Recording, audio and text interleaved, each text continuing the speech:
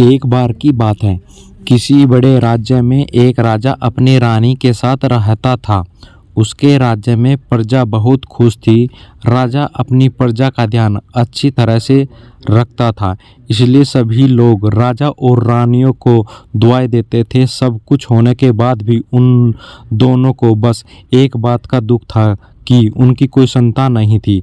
रानी सूरज की पूजा करती थी। उसे पूरा विश्वास था कि सूरज देवता की कृपा से उसे जरूर संतान की प्राप्ति होगी। एक दिन राजा और रानी बगीचे में घूम रहे थे। बगीचे में एक तालाब था। दोनों तालाब के किनारे बैठकर प्रकृति का आनंद ले रहे थे। तभी वहां एक मेंढक आया और उसने कहा कि रानी को बहुत जल्दी ही सूरज देव की कृपा से एक पुत्री की प्राप्ति होगी। मेंढक ने जो कहा था वो सच हुआ और उसी साल रानी को सूरज देवता की कृपा से खूबसूरत बेटी हुई। रानी को सूरज देवता के आशीर्वाद से बेटी की प्राप्ति हुई थी, इसीलिए उसका नाम सनशाइन रखा गया। राजा ने उसके पैदा होने पर बहुत बड़ा उत्सव रखा और उसमें सभी को बुलाया, लेकिन गलती से काली परी को बुलाना भूल गया।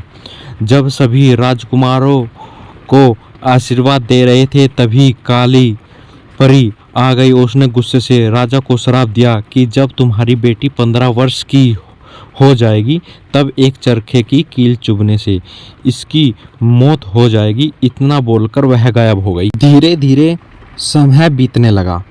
राजकुमारी बड़ी होने लगी।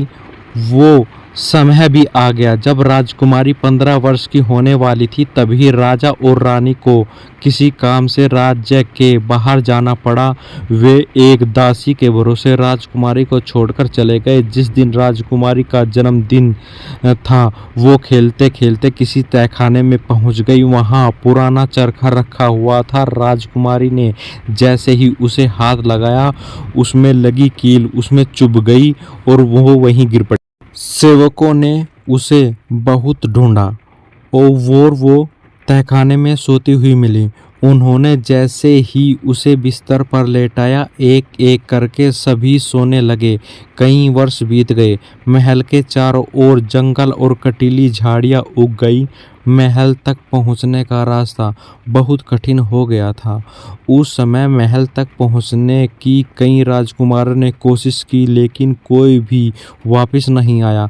काली परी के श्राप के कारण सभी नींद में सो जाते थे। एक दिन उस महल की कहानी सुनकर एक सुंदर राजकुमार उस ओर आया जो कई राज्यों को जीत चुका था। सभी ने उसे वहां जाने से रोका और कहने लगे कि जो भी वहां गया वो वापस नहीं लौटा। लेकिन राजकुमार ने किसी की भी नहीं सुनी और महल की ओर चल गया। जैसे ही वह महल के पास पहुंचा वहां अपने आप ही झाड़ियां दूर हो गई। वह सीधा राजकुमारी के कमरे में चला गया। मार्ग में उसे सभी सोते हुए मिले।